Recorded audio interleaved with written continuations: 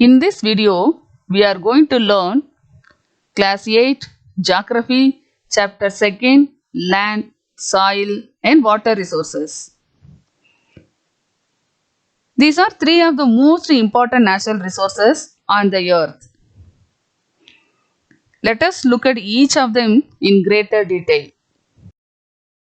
The important terms of this lesson are land resources, Indian land resources, land degradation and land conservation, and soil resources, and types of soil and layers of soil, and depletion of soil fertility and soil erosion, and soil conservation. First, we will see land. Yes, land is one of the most important natural resources. The human beings and a number of other organisms live on land. And the land covers around 29% of the earth's surface, and a large part of this land is covered by arid deserts, dense forests, mountainous terrain, ice, and making them unsuitable for human settlement. As a result, human population is very unevenly distributed on the surface of the earth. The plains and the river valleys are densely populated. So are places with a pleasant climate. The places with the difficult terrain and inhospitable climate are usually sparsely populated. Next, we will see types of landforms. The landforms also divided into three categories: plains, mountains, and the plateaus. Generally, the plains had more fertile and it supported heavily populated, and the mountains had difficult terrain places. So here the population is very low, and the plateau had rich in minerals and it support moderate populations. The land use depending on the topography, the layer of crust, soil, climate, and the availability of water or minerals in a region. And the land is used for various purposes like agriculture, forestry, mining, and construction.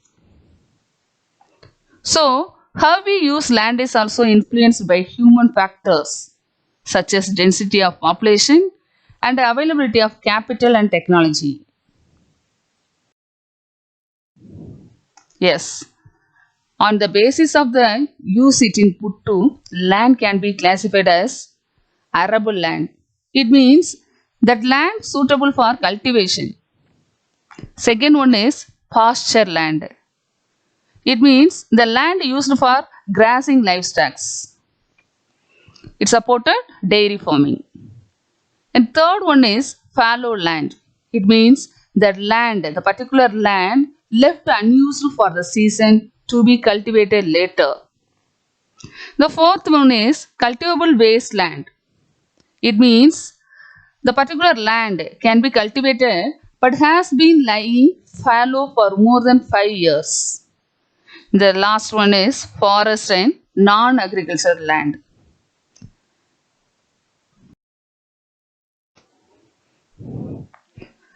And the increasing population, forests are being cleared.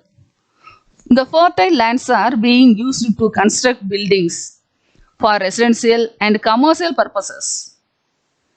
And farmland is being overused in order to produce more crops. In these consequences of this over exploitation of land resources are land degradation, landslides, soil erosion, and desertification. All of these are serious threats to the environment. Next, conservation of land resources. To prevent depletion of land resources and maintain ecological balance, so the land must be conserved by land reclamation, afforestation, the process of planting trees, afforestation, and regulating the excessive use of fertilizers and pesticides and activities like overgrazing and mining. Soil. It is so important. The soil is a fine mixture of mineral and organic matter.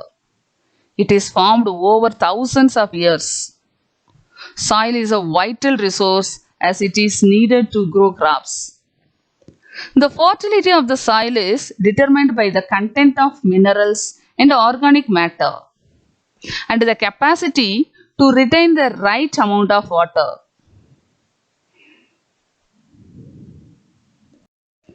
Next, conservation of soil.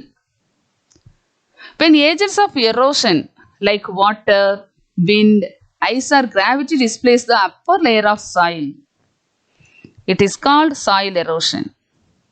The soil erosion is one of the main causes of soil degradation. The overgrazing, overcultivation, excess use of fertilizer, and dumping of industrial waste and deforestation are some of the other important causes of soil degradation.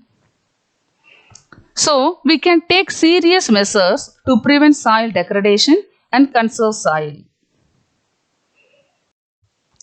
The mulching is done by covering the bare ground between plants and a layer of organic matter like straw or peat. This prevents loss of moisture from the soil. The second method is contour bunding. The contour bunding or contour barrier is the practice of building barriers called bunds across slopes. The bund follow the contours of the land and trenches are made in front of the barriers to hold rainfall. And the third method is terrace farming. The process of making terraces on steep slopes to grow crops is known as terrace farming. This farming helps us conserve the soil by preventing rainwater from carrying away the soil. The fourth conservation method is crop rotation. Soil can be conserved by growing different crops in succession in the same field to preserve the fertility of the soil. This method is known as crop rotation. And the fifth method is shelter belts. Here shelter means protection. Yes, in the coastal and dry regions where winds can blow away the topsoil, rows of trees are planted to act as shelter belts. These shelter belts break the force of the winds and thus prevent the soil erosion. The last method is plugging. In areas without tree cover, surface runoff often carries away the topsoil, leading to the formation of deep channels called gullies. If unchecked, the gullies can grow and destroy this land. So, to prevent this, the gullies are blocked with piles of rock to slow down the flow of water.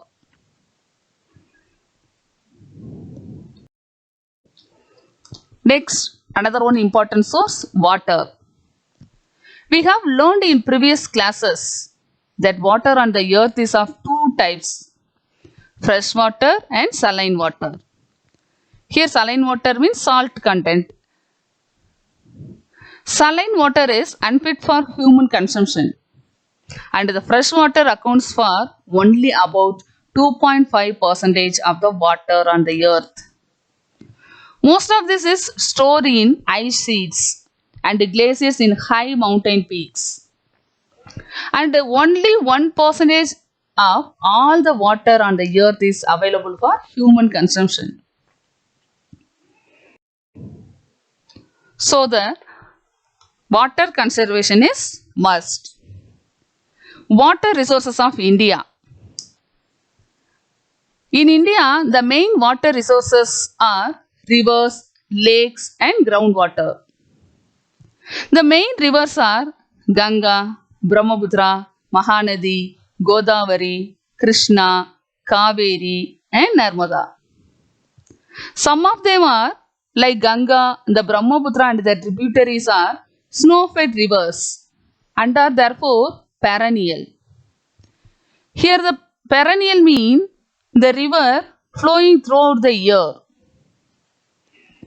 On the other hand, the rivers of the Peninsula Plateau are seasonal rivers that depend on rainfall for their water. They flood during the monsoons and remain dry during the summer season.